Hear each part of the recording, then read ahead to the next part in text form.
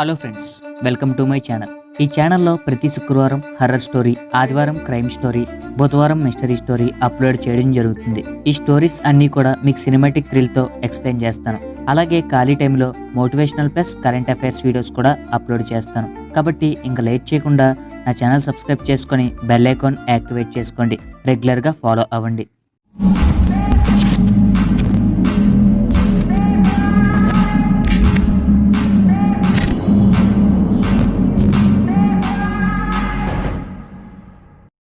October 26, 1965 అమెరికాలోని Indiana police స్టేషన్లో inspector phone ring అయింది. హలో, ఎవరు?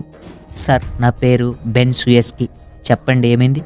సార్, మా ఇంట్లో పేయింగ్ గెస్ట్గా ఉంటున్న అమ్మాయిని ఎవరో అతి దారుణంగా కిరాతకంగా చంపేశారు సార్. మీరు వెంటనే రండి అని అడ్రస్ చెప్పి ఫోన్ పెట్టేసింది బెన్ సుయస్కి. దీంతో ఇన్స్పెక్టర్ వెంటనే ఆవిడ చెప్పిన అడ్రస్కు వెళ్ళాడు. బెన్ సుయస్కి ఇంటి డోర్ కొట్టాడు. కొద్దిసేపటికి డోర్ తెరుచుకుంది.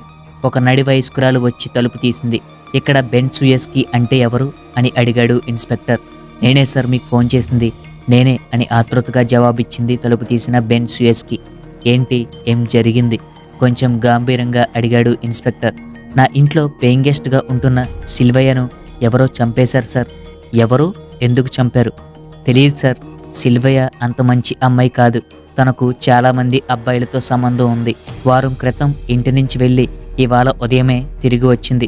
తనని డ్రాప్ చేయడానికి కొందరు అబ్బాయిలు వచ్చారు. వాళ్లతో తను ఎందుకో గొడవ పడింది. దీంతో వాళ్ళు తనని బేస్మెంట్లోకి లాక్కెళ్ళి దారుణంగా కొట్టారు. తను చనిపోయింది సార్, ఏడుస్తూ చెప్పింది బెన్ సుయస్కి. ఇన్స్పెక్టర్ బేస్మెంట్ వైపు నడిచాడు. అక్కడ నేల మీద చల్లా చెదురుగా పడేసి ఉన్న వస్తువుల మధ్య దుప్పటి కప్పి ఉంది సిల్వయ్య డెడ్ బాడీ. దుప్పటి తొలగించాడు ఇన్స్పెక్టర్. సిల్వయ్య నైట్ ప్యాంట్, టీషర్ట్ వేసుకుంది. టీషర్ట్ నిండా రక్తం. తల పగిలి రక్తం దార కట్టింది. పెదవులు చిట్లిపోయాయి. ముఖం, చేతుల మీద ఎక్కడ చూసినా గాయాలే. ఆ కుర్రాల గురించి ఏమైనా తెలుసా అంటూ బెన్ సుయస్కిని అడిగాడు ఇన్స్పెక్టర్. ఆమె తెలియదంది. దాంతో బాడీని పోస్ట్ మార్టం పంపించి ఈ డెత్ మిస్టరీని ఎలా సాల్వ్ చేయాలా అని ఆలోచనలో పడ్డాడు. దాంతో బెన్ సుయస్కి చెప్పినట్టు సిల్వయ్య చెడ్డదా అనే కోణంలో ఇన్వెస్టిగేట్ చేశాడు. సిల్వయ్య యుక్త వయసులో ఉండగా స్నేహితులకు, ఇరుగు పొరుగు వారికి సహాయం చేసేది. ఇతర పనులు చేసి అప్పుడప్పుడు కొంచెం సంపాదించిన అందులో కొంత అమ్మకు కూడా ఇచ్చేది. అందరితో కలిసిపోయి నమ్మకంగా ఉండేది. అందరితో స్నేహంగా ఉండేది. ఎవరితో కూడా గొడవ పడే మనస్తత్వం కాదు. అలాగే ఆమె తన చెల్లెలకు ఎప్పుడూ సహాయకారిగా, రక్షణగా ఉండేది. తను చదివిన స్కూల్లో కానీ కాలేజీలో కానీ ఎవరితోని ప్రేమాయణం నడపలేదు. అలాగే తనకు ఎలాంటి అబ్బాయిలతో పరిచయం లేదు. అమ్మా, నాన్న, చెల్లి తప్ప సిల్వయ్యకు మరో లోకం తెలియదు. దాంతో ఇన్స్పెక్టర్ సిల్వయ్య గుడ్ క్యారెక్టర్ ఉన్న అమ్మాయి అని ఇన్వెస్టిగేషన్ లో నిర్ధారించుకున్నాడు. కానీ బెన్ సుయస్కి ఏమో ఎవరో అబ్బాయిలు చంపారు అంటుంది. కేసును ఎలా సాల్వ్ చేయాలని మళ్ళీ ఆలోచనలో పడ్డాడు ఇన్స్పెక్టర్. అంతలో పోస్ట్ మార్టం రిపోర్ట్స్ వచ్చాయి. ఏమంటున్నారు డాక్టర్? షాక్ తిన్నట్టుగా అన్నాడు ఇన్స్పెక్టర్. నిజం సార్, ఇది ఒక్క రోజులోనో కొద్దిసేపటిలోనో జరిగిన టార్చర్ కాదు. కొన్ని నెలల పాటు చిత్రహింసలు పెట్టారు. ఒళ్ళంతా గాయాలతో పుండైపోయింది. ఇంకా దారుణం ఏమిటంటే ఆ అమ్మాయికి కొన్ని నెలలుగా సరైన ఆహారం కూడా పెట్టలేదు. రేప్ లాంటిది ఏమైనా రేప్ జరగలేదు, కానీ రేప్ కంటే దారుణమైన హింస జరిగింది. ఆమె జననంగాలు దాదాపు ఛిద్రమైపోయాయి. 16 ఏళ్ల లేత శరీరం అంత బాధని ఎలా తట్టుకుందో అర్థం కావడం లేదు. నిజంగా సార్, ఈ హత్య చేసిన వాళ్ళు మనిషి రూపంలో ఉన్న రాక్షసులు. డాక్టర్ చెప్పిన మాటలు విన్నాక ఇన్స్పెక్టర్కు ఆవేశం తన్నుకు వచ్చింది. ఈ క్రైమ్ కేసును ఎలా సాల్వ్ చేయాలో అర్థమైంది. వెంటనే బెన్ సుయస్కి ఇంటికి బయలుదేరాడు. వెళ్ళగానే బెన్ సుయస్కిని ఎందుకు ఈ హత్య చేశావు అని ఆవేశంగా అడిగాడు. నన్ను అనుమానిస్తున్నారా సార్? నా తప్పు ఉంటే నేనెందుకు మిమ్మల్ని పిలుస్తాను అరిచింది బెన్ సుయస్కి. ఇన్స్పెక్టర్ తీక్షణంగా చూస్తున్నాడు. ఆ చూపుల నిండా సందేహాలే. అలా చూస్తారేంటి సార్? సిల్వయ్యతో పాటు తన చెల్లెలు జెన్నీ కూడా నా దగ్గరే ఉంటుంది. కావాలంటే తనని అడగండి, నేను ఎలాంటిదాన్నో చెప్తుంది అంటూ జెన్నీని పిలిచింది. గదిలోంచి వచ్చి బెదురుగా చూస్తూ నిలబడింది జెన్నీ. మెల్లగా వెళ్ళి ఆమె తలపై చేయి వేశాడు ఇన్స్పెక్టర్. చెప్పు జెన్నీ, అక్కని ఎవరు చంపారు అన్నాడు అనునూయంగా. ఆ రోజు అక్కతో పాటు ఎవరో వచ్చారంకుల్. వాళ్లతో అక్క గొడవ పడింది. వాళ్లే చంపేశారు. మేమిద్దరం వెళ్లేలోపే వాళ్ళు పారిపోయారు.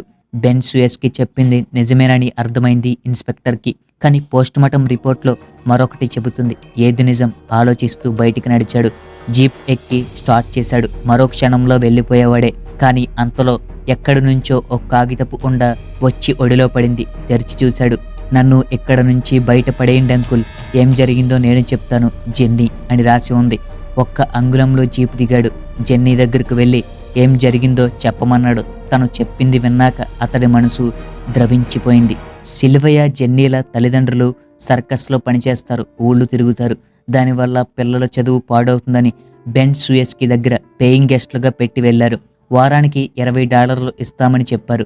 2 వారాలకు అడ్వాన్స్ కూడా ఇచ్చి వెళ్లారు. దాంతో 2 వారాలు పిల్లలని బాగానే చూసింది బెన్ సూయస్కి. 3వ వారం డబ్బు పంపడం ఆలస్యం కావడంతో ఆమె నిజస్వరూపం బయటపడింది. డబ్బులిస్తామని మోసం చేశారు మీ అమ్మా నాన్నలు, వాళ్లకు సిగ్గు లేదు. నా ఇంట్లో పడి తినడానికి మీకు సిగ్గు లేదు అని తిట్టడం మొదలుపెట్టింది. స్కూలుకు పంపడం మానేసింది. వికలాంగురాలైన జెన్నీని కుంటిది అని సిల్వయ్యను బూతులు తిట్టేది. సమాధానం చెప్పబోతే కొట్టేది. ఆలస్యంగానైనా డబ్బులు అందే. కానీ బెన్ సూయస్కి ప్రవర్తన మాత్రం మారలేదు. ఆ డబ్బుతో మిమ్మల్ని పోషించలేనంటూ తిండి పెట్టడం మానేసింది. ఆకలిని తట్టుకోలేక అల్లాడిపోయేవారు. సిల్వయ్య భరించేది, కానీ చెల్లెలు ఏడిస్తే తట్టుకోలేకపోయేది. ఓ రోజు వంటింట్లోంచి దొంగతనంగా రొట్టె తెచ్చి చెల్లుకు పెట్టింది. అది తెలిసి ఉగ్రరూపం దాల్చింది బెన్ సూయస్కి. సిల్వయ్యను విపరీతంగా కొట్టి తీసుకెళ్లి బేస్మెంట్లో కట్టిపడేసింది. ఆమె హింసించేదే చాలక తన పిల్లలని, వాళ్ళ స్నేహితులని, ఆడుకోవడానికి వచ్చిన పక్కింటి పిల్లలని కూడా రెచ్చగొట్టేది. సిల్వయ్యను పంచింగ్ బ్యాగ్ అనుకొని ఆడుకోమని చెప్పేది. దాంతో వాళ్ళు వికృతంగా ప్రవర్తించేవారు.